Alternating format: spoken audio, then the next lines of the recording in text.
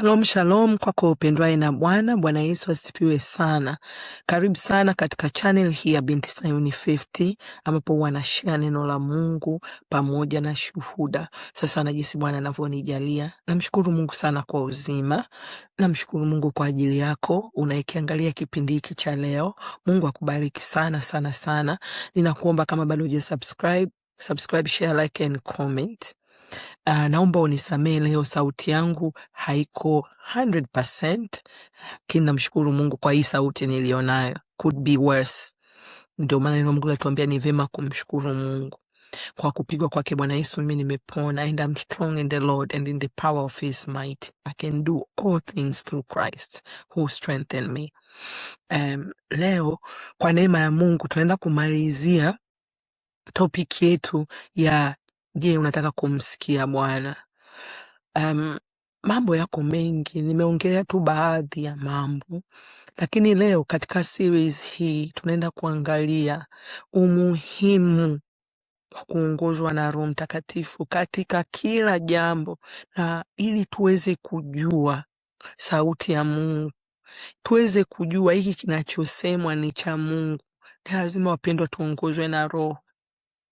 Neno la Mungu linatuambia katika Yohana 16 mstari wa 13, lakini yeye atakapokuja huyo Roho wa kweli, sikiliza, Roho wa kweli, Roho Mtakatifu jina lake lingine yeye ni Roho wa kweli. Kwa nini Mungu amemuita Roho wa kweli, au Bwana Yesu amesema ni Roho wa kweli? Kwa sababu yuko roho wa uongo. Yohana anaandika katika kitabu cha waraka wa Yohana, anasema huyo ni muongo na muuaji toka zamani, yani amespecialize kwenye uongo. Fikiria wakati Adamu na Eva wako Edeni, mahali ambapo Mungu anashuka kila jioni kuja kuangalia na kuja kucommune na mwanadamu. Lakini katika Edeni huyu adui alikuwa na guts za kwenda kwa Eva na kumdanganya. Na unajua alimdanganya vipi tu? Alimwambia ati Mungu amesema msiile miti yote. Nenda ukasome Mwanzo sura ya 3 mstari wa 1. Miti yote ya bustanini. Wakati alikuwa anajua kabisa Mungu amewaambia ni mti wa katikati. Kwa hiyo kila alichokiuliza akikuwa kweli. Kwa hiyo Eva alitakiwa kwanza ajue kile kinachoulizwa sio kweli. Na Eva akasema sio, ametuambia tu mti wa katikati. Akapata rapo. Wazungu wanakuambiaga rapo, kwa sababu hata mtu uwezo kumuuliza vitu vyake personal mpaka kwanza mwanze nyumbani wa jambo na kuku wa jambo. Ukishaona huyu anaingia sasa hivi anaweza kuongea na mimi, ndo namletea agenda yako ya siri. Kwa hiyo Bwana Yesu anasema huyu atatuongoza kwenye kweli yote, kwa maana atanena kwa shauri lake mwenyewe. Umemwona adui alikuwa tayari ana shauri lake mwenyewe. Shauri lake au agenda yake ilikuwa ni kuondoa wale bustanini, lakini hawakujua kwamba huyu ana shauri lake mwenyewe. Lakini yote atakayoyasikia atayanena, mambo yajayo atawapasha habari yake. Umeona? Kwa hiyo kusikia kwetu tutajulishwa na Roho Mtakatifu. Kwa kibinadamu tunaweza tukasema Roho Mtakatifu ndio mkuu wa kitengo cha mawasiliano sasa hivi. Mawasiliano yote ambayo hayajapitia kwa Roho Mtakatifu, hayo mawasiliano ni batili. Hayatakiwi uyape kipaumbele. Hayo mawasiliano yana agenda ya siri ya kuja kuiba, kuharibu na kuiba, kuchinja na kuharibu. Mstari wa 14 unasema yeye atanitukuza mimi, kwa kuwa atatwaa katika yale yaliyo yangu na kuwapasha habari.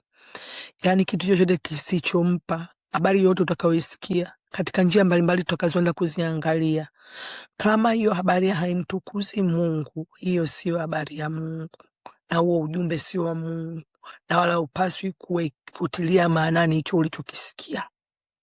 Anasema na yote alionayo Baba ni yangu, na kwa hiyo nalisema ya kwamba atatwaa katika yaliyo yangu na kuwapasheni habari. Umeona, mpasha habari ni Roho Mtakatifu, na sio mambo ya sasa tu na mambo yajayo.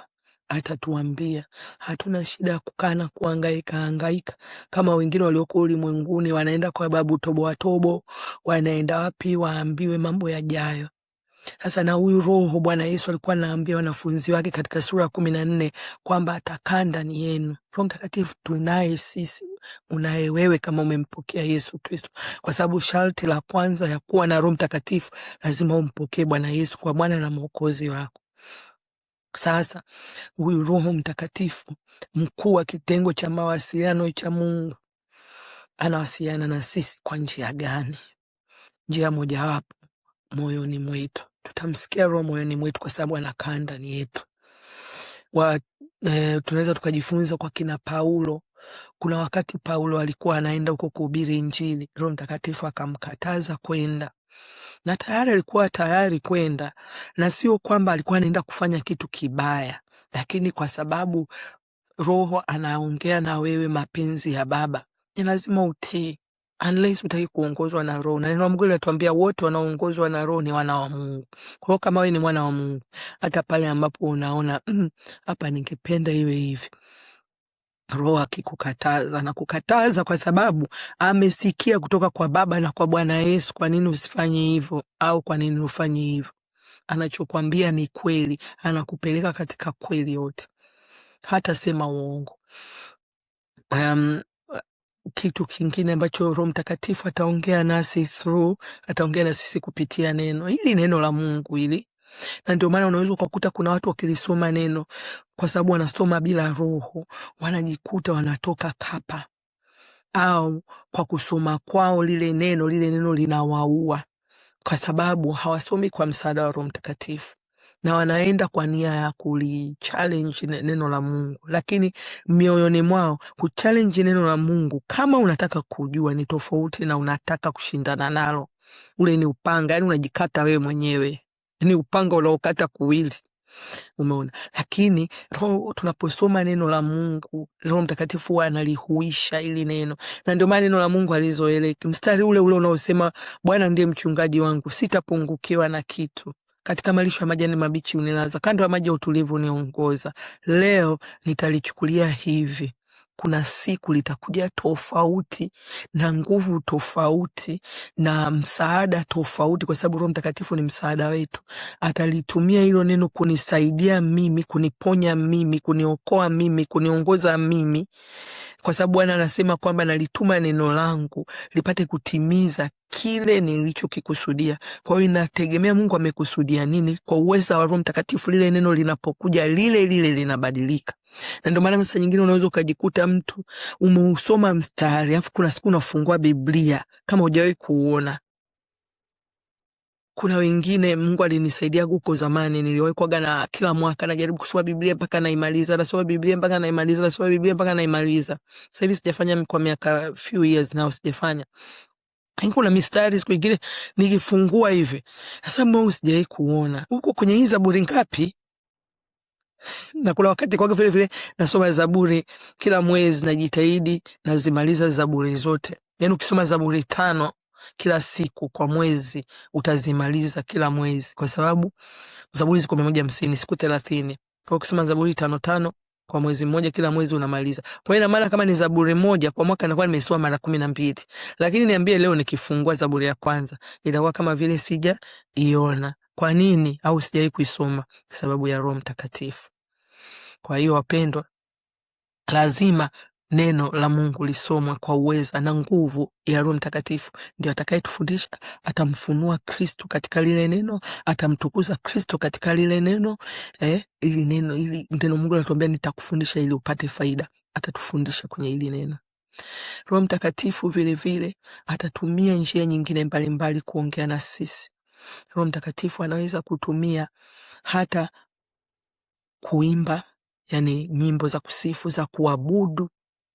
Ushangai kuna siku unaamka tu asubuhi huko, Yesu kwetu ni rafiki, waambiwaje pia, hujui kwa nini unawimba huo. Lakini kuna siku nakumbuka, kuna wakati nilikuwa na upenda ule mwimbo Jesus, Jesus, Jesus, Holy Spirit, Spirit. Yani nikiwimba huo Spirit michozi, kwa sababu anasema let the living waters flow over my soul. Let the Holy Spirit come and take control in every situation that Umeona nyimbo, ndio maana tunapata nyimbo. Kuna wakati unausikia wimbo na sasa nikuga naupenda zamani, kwa nini ulikuwa unaupenda? Angalia ulikuwa unapita wapi, na Roho Mtakatifu alikuwa anakufundisha nini, alikuwa anakuambia nini, alikuwa anakusemesha nini, alikuwa anakuongoza kwenye nini. Haya, Roho Mtakatifu vile vile anaongea na sisi kwenye maono na ndoto. Ndoto, maono, tunapoenda kulala. Kitengo chake cha mawasiliano, atakujulisha mambo yajayo, atakufundisha, atakuongoza, atakuonya. Vivyo hivyo kwenye neno, vivyo hivyo moyoni mwako, vivyo hivyo kwenye nyimbo, vivyo hivyo kwenye ndoto na kwenye maono. Kwenye Biblia tunaona watu wengi ambao kupitia ndoto waliweza kujua siri za mbingu. Kumbuka Danieli kaota mfalme, lakini Danieli anakuja kujua mfalme umeota nini wewe, mfalme wewe maana yake ni hii, na hiyo aliipata baada ya kwenda kumuomba Mungu. Umeona, kwa Holy Spirit ataongea na sisi, tusidharau ndoto zetu. Na point ya kwanza ambayo kosa na mimi nilikuwa nalifanya zamani, nikiota ndoto ambayo sielewi, mara nyingi kwa nakimbilia kuiongea kwanza, kuambia watu. Sasa hivi nimejua kama sijaelewa ndoto, namuomba Mungu, naomba unijulishe ndoto hii maana yake nini. Nitaka nitafakari labda siku nzima, siku ya pili na way out, na yani namsikiliza Roho moyoni, naangalia kama Mungu atanipa ndoto nyingine kuelezea ile. Kama si hivyo, utakuta Roho Mtakatifu anaweza kutumia kitu kingine tofauti, nikaja nikaielewa maana ya ile ndoto. Roho Mtakatifu anaongea na sisi katika maombi. Wengi wapendwa, tunapenda bila kusikiliza. Roho Mtakatifu aliyoko moyoni mwetu anapenda sana tumsikilize hata wakati tunaomba. Kuna mchungaji niwahi kumsikia, huwa najaribu lakini nashindwa. Nadhani mimi jamani, mara ngapi inasema inawezekana kweli na ADHD. Naishindwa kwa jina la Yesu, lakini nadhani ninayo. Yani siwezi kutulia. Lakini kwa wale mnaweza kutulia, na mimi namuomba Mungu anisaidie, kwa sababu nayaweza yote kwake yeye ananitia nguvu. Tunatakiwa tukishaomba tukae tutulie dakika 5, dakika 10, dakika fulani, au kabla hujaomba tutulie kwanza, tusikie Roho anasema nini. Au hata katikati ya maombi, sasa ingine umeshawahi kuombaga ukafika mahali ukanyamaza tu, jua kwamba Roho Mtakatifu anataka kusema na wewe. Mwambie Roho, sema na mimi, nipo hapa, mtumishi wako nasikia. Roho wa Bwana anaweza kaongea na sisi kupitia watu mbalimbali. Sio lazima wawe watu giant of faith, men of God, women of God, can be anyone. Mungu anaweza kutumia mtu yoyote. Mungu uko nyuma kwenye Biblia tunaona ametumia wafanyakazi, ametumia watumwa.